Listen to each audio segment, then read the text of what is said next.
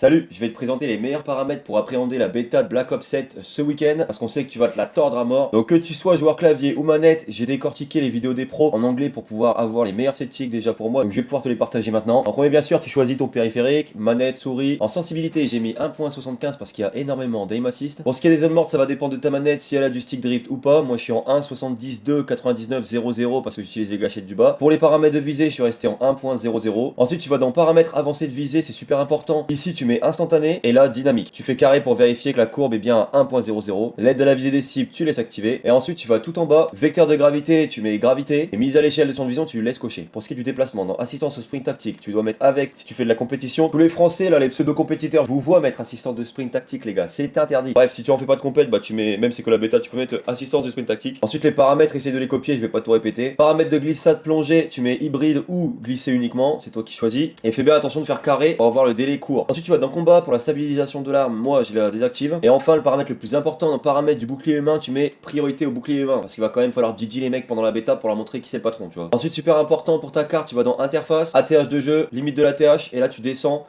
au maximum ton ATH pour que ta carte elle soit beaucoup plus près de ton écran. Ensuite tu vas dans réticule, couleur du réticule et tu mets en vert ou en fluo un truc que tu vois bien et tu vas dans appliquer la couleur personnalisée. Si tu veux voir ta connexion, ton nombre de FPS ou tes pertes de paquets, tu vas dans télémétrie, tu fais personnaliser, là tu choisis, tu coches tout ce que tu veux sur ton écran. Et enfin les gars dans graphisme, tu mets tout en low.